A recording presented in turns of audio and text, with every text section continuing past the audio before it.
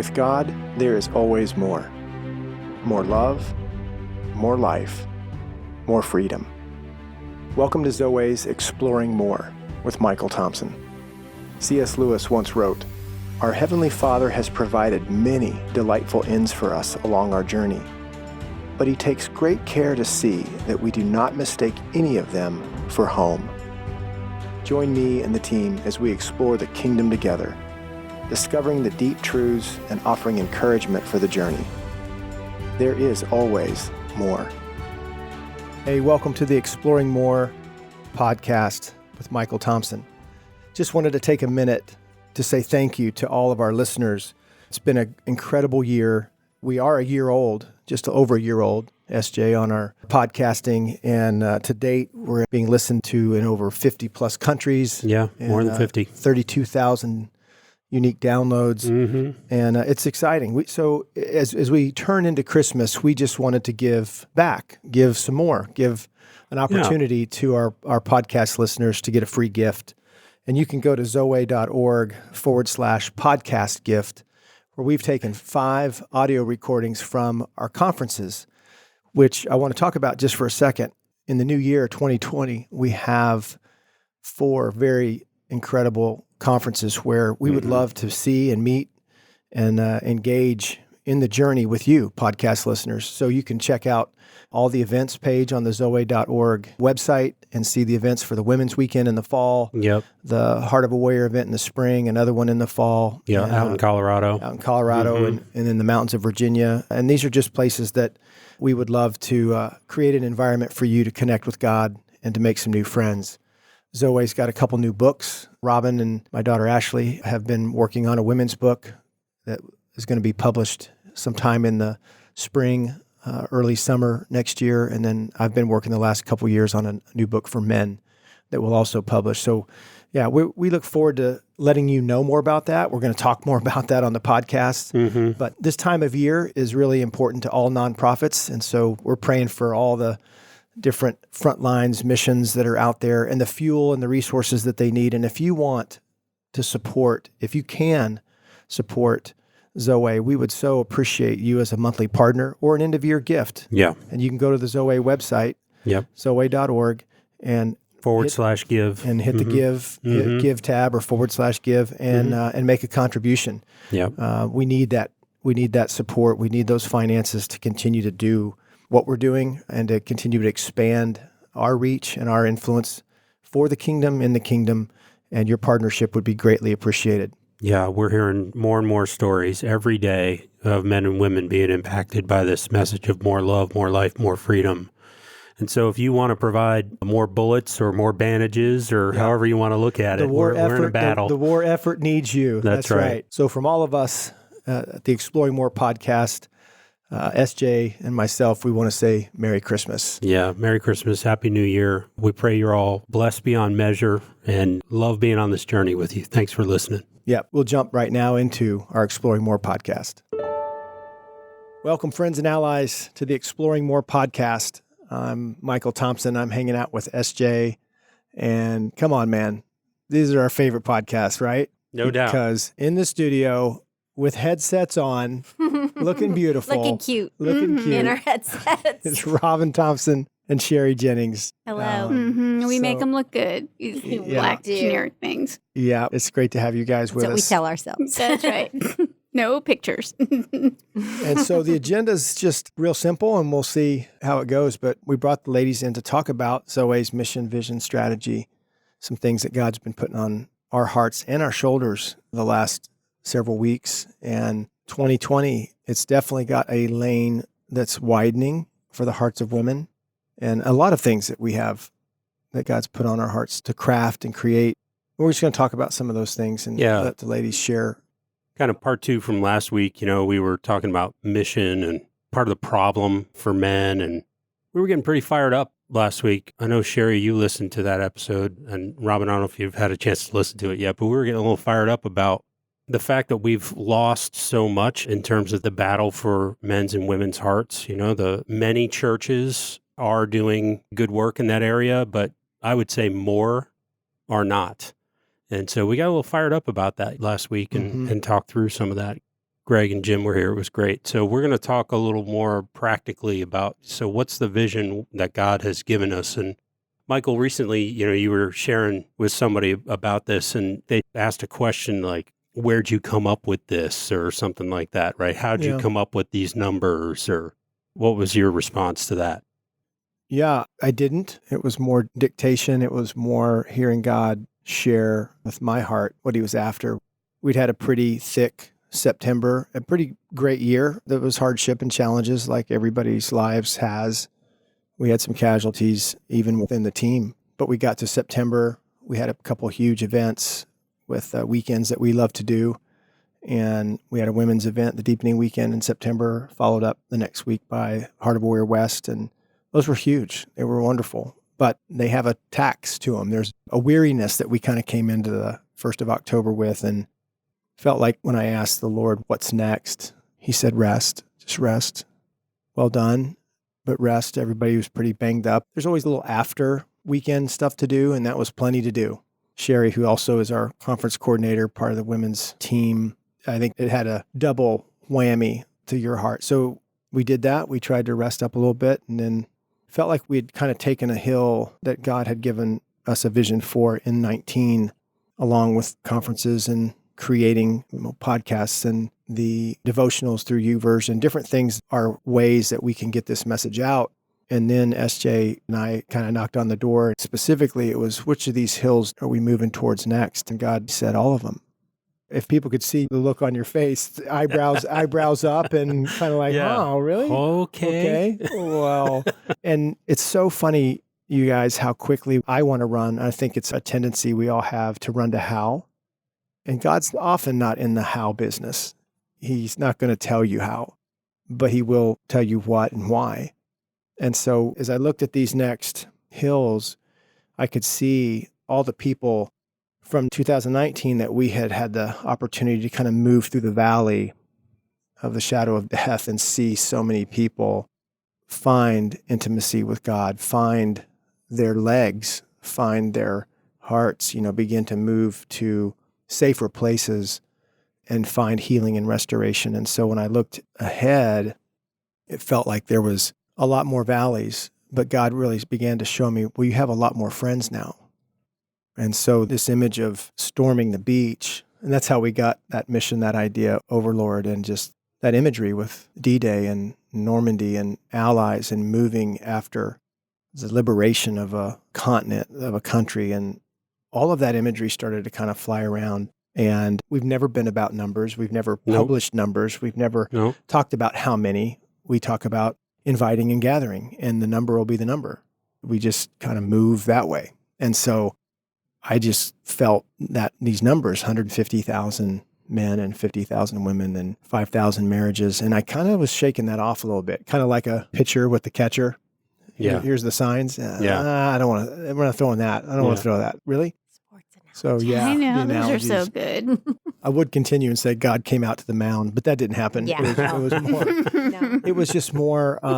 Too much. So late October, I shared with the team, here's what's stirring in my heart. Here's what my time with God and conversations with God, where I believe they're going, where I feel like he's speaking. And I'll never forget the first time in our tower when I did that. Do you guys remember Greg about came out of his seat? He said, oh my gosh, I've had a dream about the last 4 or 5 nights about hills, wounded in the valley, gates and towers, and moving. Mm-hmm. Yeah. And so I didn't know that. We started to, one of Sherry's passion verbs, dream. We started to dream a little bit. We started to strategize, and we don't have that kind of pull. No. It's not something that progressionally or logically, oh yeah, that's a good sales goal. Let's do that next year. Right. That's achievable. Yes. It's not, Mm-hmm. though we have many friends and allies. So I think it wasn't long after that we got this opportunity. It had been set up before, but we had an opportunity to speak within a network of churches in the state of North Carolina that were having some regional meetings, and we were invited to come and share from their association director about this men's resource called Heart of a Warrior that he really liked. And back to some numbers and how God was moving with the story. Greg was sharing at one of those events.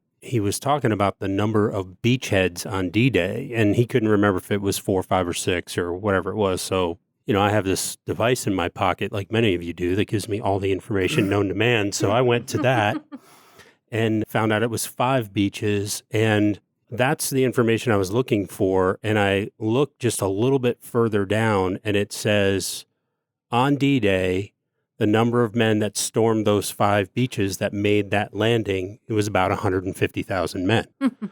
And I'm like, wow. Okay, you can't make that stuff up. You know what I mean? So that was pretty interesting. God brought that along. And I would say, too, in the midst of that conversation, Michael, that you're talking about when you brought what God had brought to you to the team, some of us thought, man, that's not big enough. And then there was the contingent of, well, that's too big, right? Yeah. So to your point, I had already answered the question with our own team. Where'd you come up with that? Right. So when that was asked of me a few weeks ago, I had already rehearsed that answer. Yeah. I didn't. God brought it. So really excited about what God's up to in terms of our vision for 2020. We've got a whole strategy to get there. But before we even get into that or what the mission needs or how you can help listeners, Rob and Sherry, how's that all land on you? How's that feel for you? Is that what they call a BHAG, the big, hairy, audacious goal? In your perspective, what's that look like for you? For me, it's a 2-part answer because I've listened to the episode from last week. And listening to the passion and intensity and heart of the 4 of you pounding the table, talking about the idea of 150,000 men being awakened, getting their hearts back, fully alive in churches, out of churches, wherever they are, thrills my heart. And as I know that, and then I look at the 50,000 that we're projecting for women or we're praying for women or hoping for, I almost think that's too small because when you get 150,000 men walking and living with nothing to hide, nothing to prove, nothing to fear. That was the cry of my heart for my husband 15 years ago. So if it's 150,000 men who are oriented, there's 300,000 behind them going, what is going on? Yeah, and praying and hoping it's true. And wives and mothers and daughters and sisters. And good. So I'm stoked. I'm excited. Let's go. Sherry was one of the, okay, let's go. Strategy. Let's figure it out as we go. Mm-hmm. Rob, when you think about women and you think about marriages, we were talking this morning about statistics as we're working on books, and it's painful. The statistics that speak to wounded men and wounded masculinity and the statistics that can speak to men wounding women. Because of their woundedness. And still some of the cultural challenges in regards to women, even within the church. I'm sure some of our listeners saw John MacArthur take a chunk out of Beth Moore recently. Even in our family, a big brother to a little sister seems to push her around. Come on, man. I'm sure he didn't know the recording was going on. Maybe he doesn't care if it was. Maybe he's an 8. Maybe he's an unhealthy 8. Maybe he's one of those. That's right. He doesn't care. For him, it's that black and white, but it hurt. I think it hurt the body. I think it hurt our family. I think it hurt our sisters, our daughters in the kingdom. Well, it was unnecessarily unkind. Yes. Yeah. And if that's how you feel, there's ways to communicate that. And it wasn't one comment. Don't have to do that kind of It wasn't damage. one comment. Right. It went on, and so all of our families are to different degrees dysfunctional. And with honor, I say, so's our family of God. We're all in process. We're all in different places. We're all learning. And I don't know what John learned from that. I know what I learned from that. We responded to that to some different lanes that we could. But responded well. When you think about the mission, vision, strategy, your heart, your writing, you're working on this book that I love and I love for you because I know what the writing process does for intimacy with God. It's such a dance. It's so collaborative. And yet there's got to be paragraphs you're excited about for women to read. And then there's places that are hard and hurt. Because I've heard you from the podium say what you want for women. In light of that, you don't have to focus on the numbers, but just what does this stir in your heart, mission, vision, strategy? What are you hopeful for in 2020 in that way? Like you said, I have been working on the book with Ashley in collaboration with her. So excited about what women are going to be able to have in their hands to read about, to explore, to invite them to see maybe the next steps on their journey with God. And I really am excited about where that will take us. Similarly, where Heart of a Warrior has taken a lot of men and their journeys with God and their hearts and the awakening and healing and restoration on their journey of those things. And I'm excited that women are going to be soon able to at least to have something like that, a resource that they can read, that they can do together in small groups. The word complementarian comes to mind. Is that the word, complementarian? Complementary? Yeah. They are complementary. Thank you. And in writing the book, you're a complementarian, apparently. But really, the idea that women now, as you said, I hear your heart in that, have a resource that they can dig into and experience the freedom and life, more love, more life, more freedom that the men have experienced with the resource Heart of a Warrior, about the way that those would complement each other.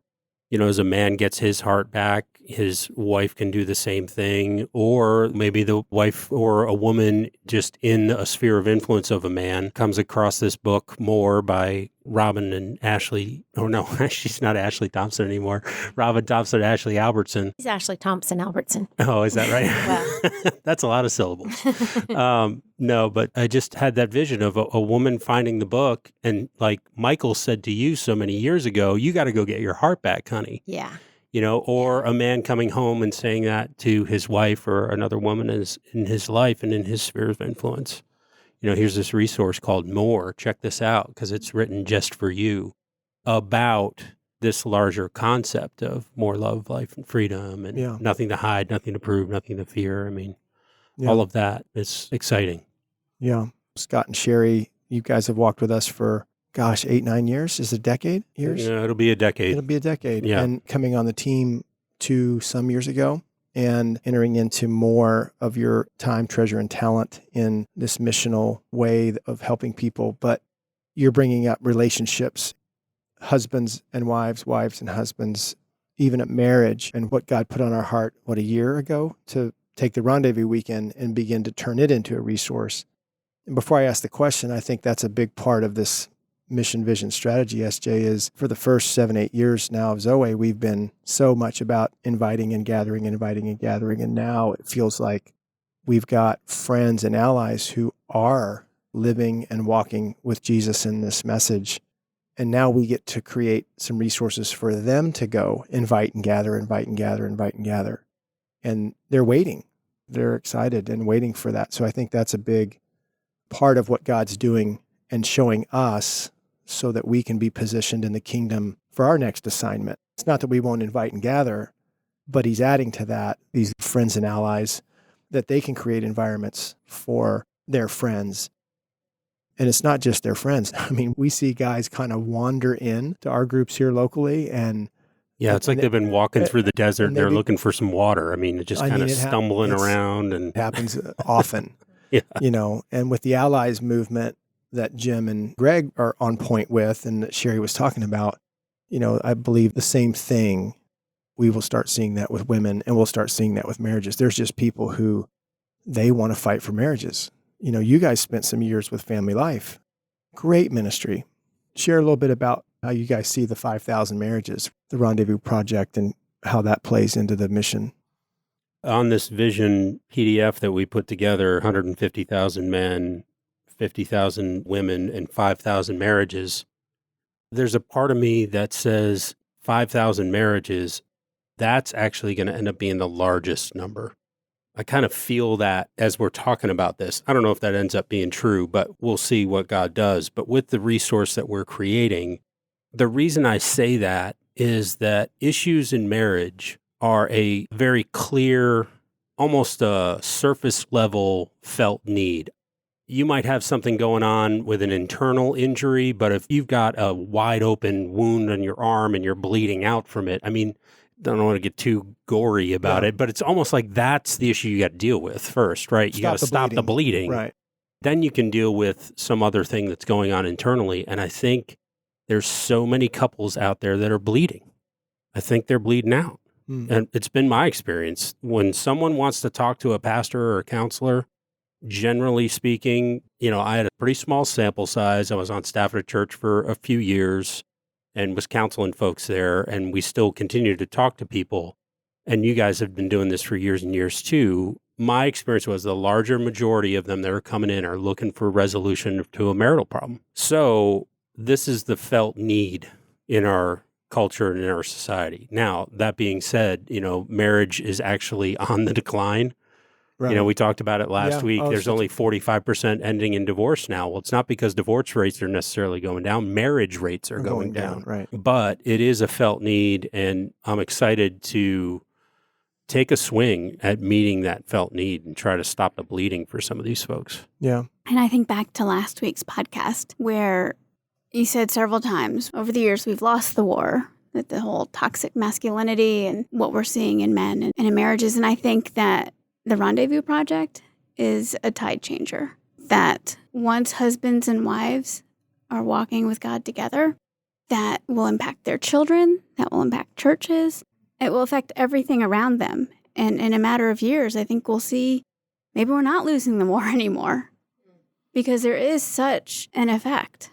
There's a dramatic exponential effect when a husband and wife are moving through life back to back, swords out, knowing where the enemy is and that it's not each other, and fighting the right battles. It's exciting. I think about the people that we get to try to encourage, especially if we're getting that call or that email, could you meet with me and my wife or me and my husband? I think, SJ, you guys experienced it too.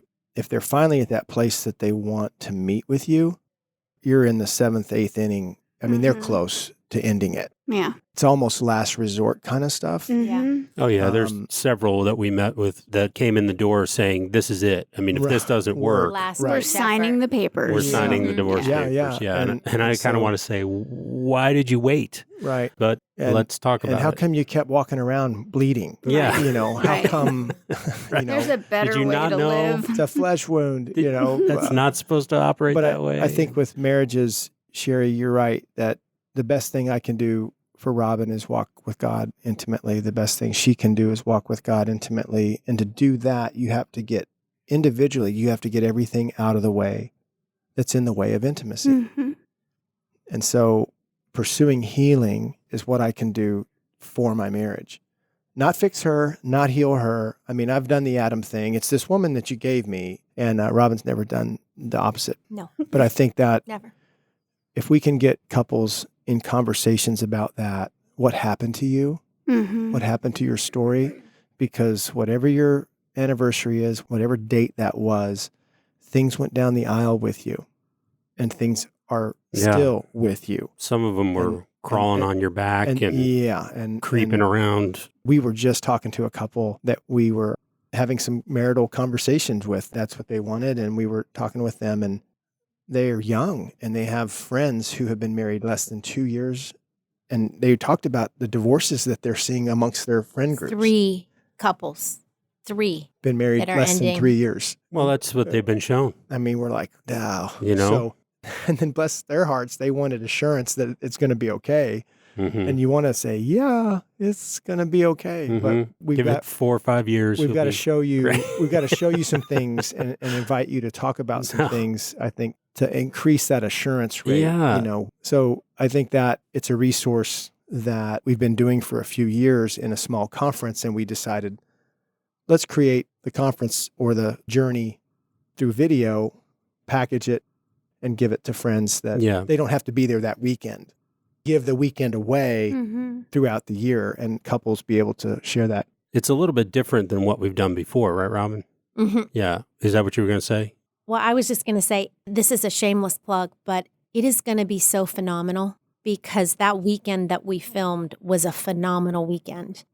And there were 4 of us, couples, and I've never seen my friends that open and candid and articulate, sharing their stories from such vulnerable places, beautiful stories of the reality of God coming in their marriages. I just sat weeping most of the week listening to them and laughing so hard. And it just is engaging, good and practical, and it will be so helpful. I can't wait for it to come out. I've never been as excited about a resource before. It's going to be really good for an individual couple, like we mentioned, to just go away for a weekend together.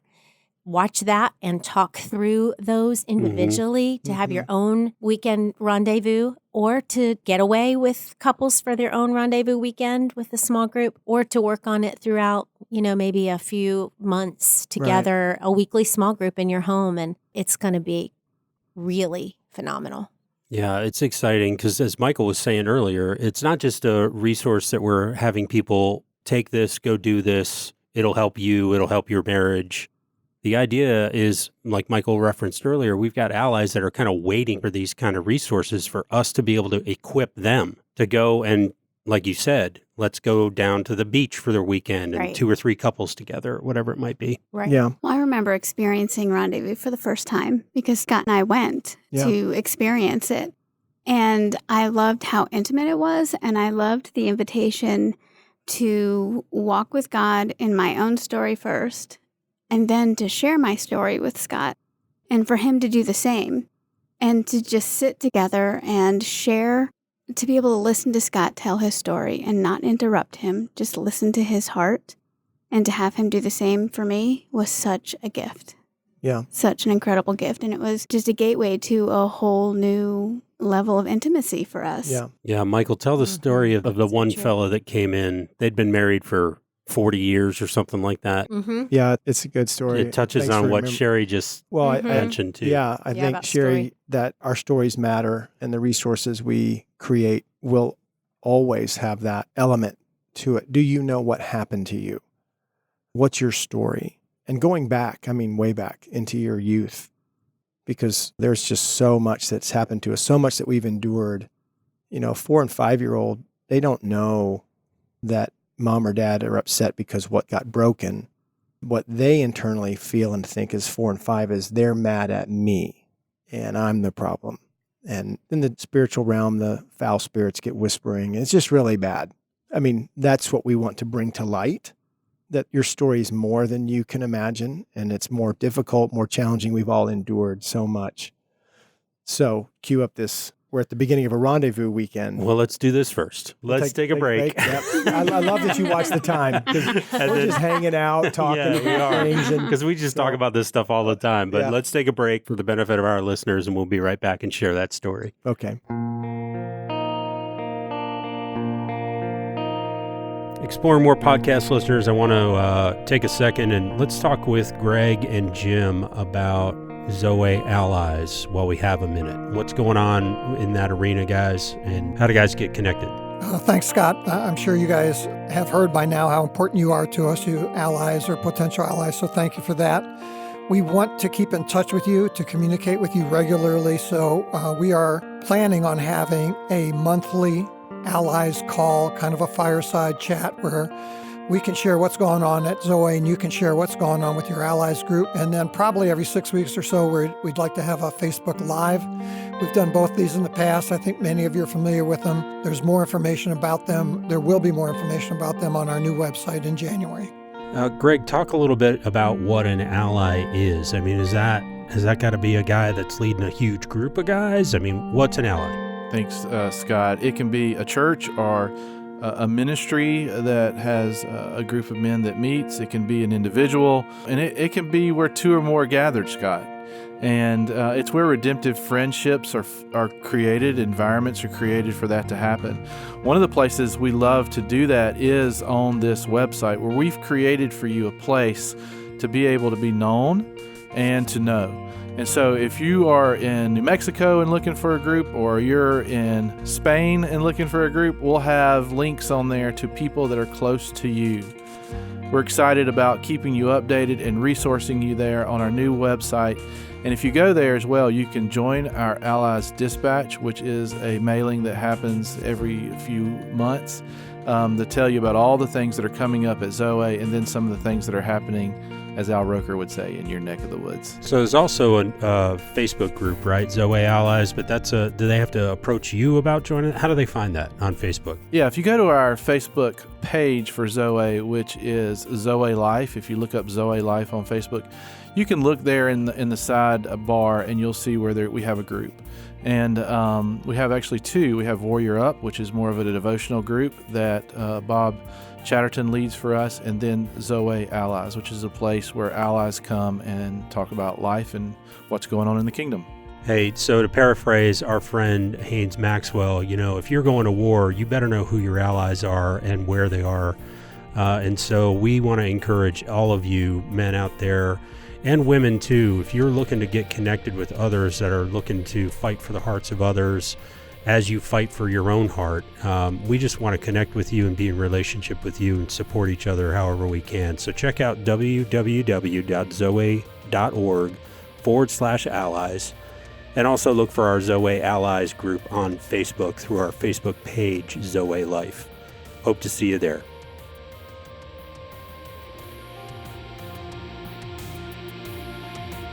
Welcome back, friends and allies, to podcast number 2 of Mission Vision Strategy. And we have Sherry and Robin with us. And just before the break, we were talking about this story about Rendezvous, and I'll get into it now. The Rendezvous weekends, like you said, Sherry, are pretty small, 20 couples, kind of a living room style format rather than hotel lectures and stuff, which is fine too. Mm-hmm. But everybody gets to know each other through those 3.5 days. So here we're at the first night, and each couple's going around with just that quick, introduce yourself and why are you here? That was the question. What do you want? What are you hopeful for? Why are you here? So probably half the room shared as couples, and it gets around to the oldest couple in the room. Been married, like you said, SJ, I think it was in the 40 years we've been married. It was their second marriage, so I think maybe they had been married a little bit less than that. Yeah, that sounds right. But still, a while, yeah. So he goes first and he says, well, we've been married quite a while, and I don't really think there's any surprises or anything new. I know everything about her story. I know. That's exactly what he said, and I can remember he was to my right and I remember thinking, oh boy, I can't wait to see how this goes. But you're right, Robin. I felt that in my heart that he's the first one I'm asking on Sunday before we leave. How'd it go? Because there is a lot of time away with God as a couple, and there's exercises and exploration in that. And then we come together, the format of the weekend. And so we get to the end of the weekend, and I didn't even go in order. I wasn't where they were sitting. I just went right to him and said, so why don't you go first? What'd you learn, right? Yeah, what'd you learn? How was it? I had nothing to learn. What did you learn? Yeah. I think you bring it up, SJ, because he starts crying and then says, I learned things that I didn't know. And I love her more now than I did on Thursday. Because he got to hear her story. And there was this holy silence. Everybody just soaked it in. And it was so sweet. That's what we hope to foster in the Rendezvous Project for allies and friends and couples who, in the recovery community, they don't know what they don't know. It's to just have a chance to explore together each other's stories and where God takes us in that. So I think, Robin, you talked about the new book for women. I'm not sure you told our listeners the title of the book. So what's that? The title is More, and we're working on the subtitle. Do you want me to tell you how that title came to be? I would love to hear that story. Well, Ashley and I have been thinking about it for over a year, all the time.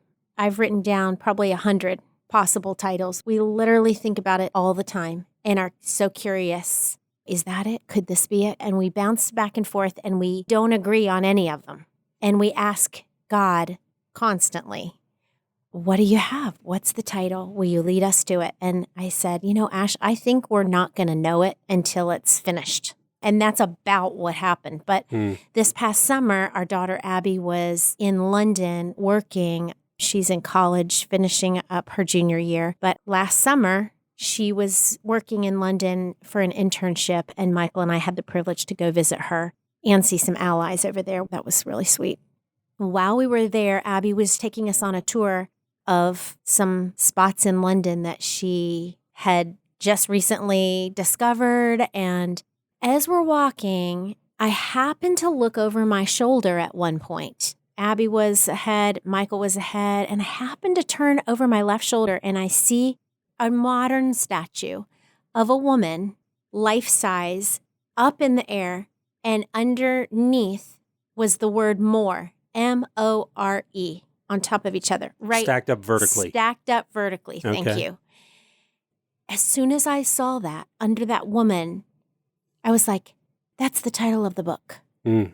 And it resonated for many reasons. But primarily, we are always saying, as we talk, always, we use the word more. We want more of God. We want more of this message. We want more life, more freedom, more love and belovedness, more healing, all of it.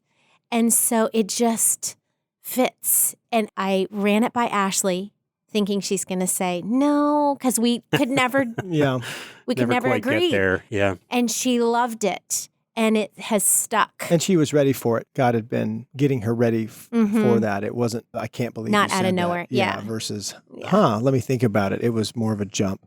And God's continued to confirm it for both of us. So have you figured out the story of that statue? How that statue came to be there? Yeah, I mean, who created it or anything like that? That's a great idea. Yeah. You know that little pocket thing you have? Oh, if only I had a device. That's right. I don't know where it is at the moment, but yeah. That's a great idea. I don't know the story yet. Yeah, I think I would use, though, I want to just jump in and say to our listeners, that's what exploring more looks like. Yeah. That's paying attention, walking with God and walking with expectation as well as a guardedness, that you're paying attention to what God has for you, and you're also paying attention to what the enemy may be trying to do against you. And it's just that that paying attention, like you said, you've said it many times, being awake, being conscious, being aware, and having awareness through a certain kind of orientation to the larger story. And we've got podcasts on this, and if this is your first podcast, then go back to 2 Realms and 2 Kingdoms. Find that in the list when we talk about the larger story. But do you really believe God put that statue there for you? I absolutely do. And truly, my first question, the first thought that came to my mind was, could it be? And Jesus, is that the title? Is that the title?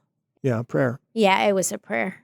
And then it's been exciting ever since. And there's, in the subtitle, we know it's an invitation. Invitation to more, right. Yeah, God's invitation to a woman, to the heart of a woman for more. That's how the kingdom operates so often. It's an invitation to walk with me in mission, vision, and strategy, in what you should or shouldn't say next to your daughter or son, your spouse. Yeah, this has been a very, very full few weeks.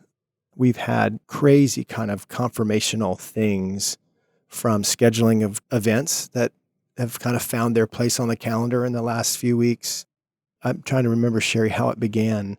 Maybe it was an email. What was Daniel's, the Spaniard, as we've come to call him? What was that? Yeah, which always makes me think of Inigo Montoya. Yeah. You killed my father. Prepared to die. Prepared to die. Yeah, so he found us on YouVersion, bought the book in Spanish, and lives in Madrid, Spain. And he sent an email in asking, how can we do this here? Will you come over and speak? Can we have the Heart of Warrior encounter here in Spain?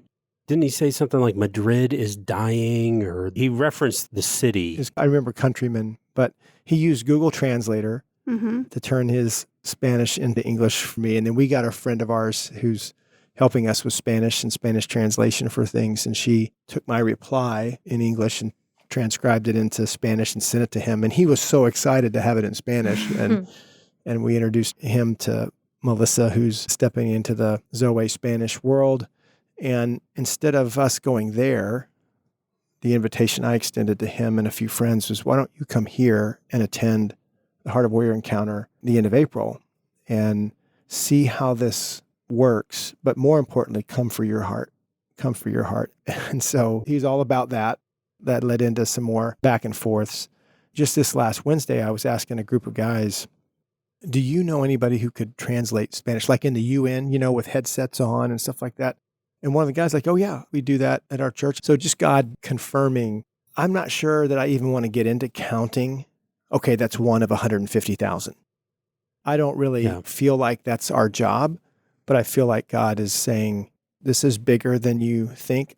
I mean, just before the podcast, right? I came in and told you guys about this lunch that I had with a 36-year-old man who was at this last Heart of a Warrior with his dad. And we just don't know what's going on out there. We really don't. Well, the surprising part of what he said to you was, we talk about this Just all the time, me They and my dad. talk about the weekend that they Yeah. went to together all the No time. idea. And they're talking about maybe starting a group of men in the new year. So it's fun. And as much as it's fun, there's these other emails that are crisis, these other phone calls that are pain. The woman who reached out to us from Dallas, whose son is in a hard spot. Is there anybody in Dallas like you guys that can help us? And how fun is it to say, yeah, and to connect them, and we'll see what happens. But it's a battle, and there's a lot of loss, and there's a lot of hope. That's all the ingredients shaped around this mission vision strategy. Yeah, I'm excited about the Spanish division of Zoweh, because we translated the book and we've done a couple of the YouVersion devotionals. We've translated those. But then for this friend of Christopher's on the day-to-day team, and then for her to come along and have her level of expertise and understanding of translating Spanish and being able to operate in that world. She was born in Spain. She was born in Madrid. Yeah, in Madrid, where this guy Daniel's from. I mean, it's just... And her dad was a missionary in Mexico City. So, I mean, it's not like she just knows the language because she took 4 years of it in university or something. I mean, she's lived that way. Yeah. Born there, learned to speak that way. Understanding of the culture and understanding of the language. She comes along just in the last 10 days. No, that's what I mean about the how. Yeah. This wasn't part of the how campaign. So, okay, how are we going to do this? And even when we look at these numbers that God had laid on our hearts, 150,000 men, 50,000 women, it was like, yeah, God, honestly, I was only thinking about the U.S. Not that there aren't Spanish-speaking people in the U.S. too, but there's a global opportunity going on here.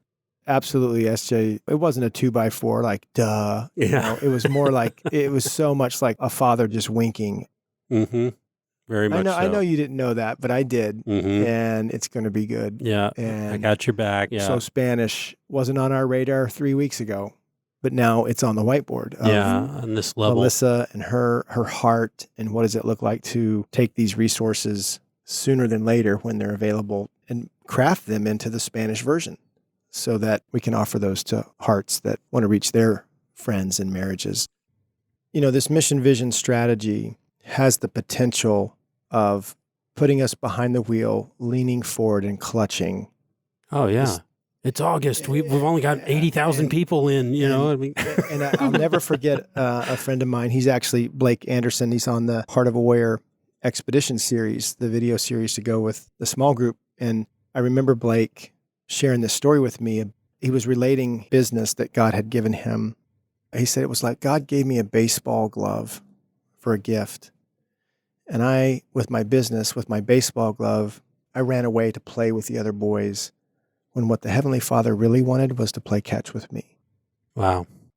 And so as we look at this mission vision strategy, what I am certain of today is what the Father really wants to do is walk with us in this, and let us walk with Him, to dance and to play, to fight, to stand our ground, swords out together, but to just never veer too far, never venture too far away from pursuing the mission, vision, and strategy, and not pursuing Him and our intimacy with Him. So I would invite listeners, whatever your mission, vision, strategy is, whatever God's putting in front of you, and I think that's why He withholds some of the how for us, because I know what the tendency is I'll run, go do that. And if He lays it all out, I'll run, go do that. Yeah, unless it's too big of a goal or too big of a vision. And then we're like, how am I going to do that? Well, and I love that it's around Christmas time that we're talking about this, because I think about just this sweet anticipation of how is He going to do it? Jesus, how are you going to do all this?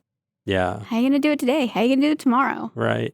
And just looking for it. And I don't know, it is a season of excitement and delight. anticipation. Yeah. Yeah. That's and if we point. felt the burden of making this happen, one of two things, it would be yikes or let's go. But I think that's the danger. I think of the Father entrusting mission, vision, strategy. He wants to do this with us and wants us to do this with Him. All right. So let's go ahead and land the plane officially. I know we've said already this month, you know, we want to wish all of our listeners a Merry Christmas, but we really do hope that the time that you have Maybe you have just a couple days off. Maybe you have a day off. I don't know what all your circumstances are, but I just would pray that you would find Jesus and that you would live with anticipation in the ways that he's going to find you. Enjoy this holiday season. Enjoy time with him, with friends, and with family. So, Merry Christmas. Merry Christmas, everybody. Merry Christmas. Merry Christmas. We hope you have enjoyed this episode of Exploring More.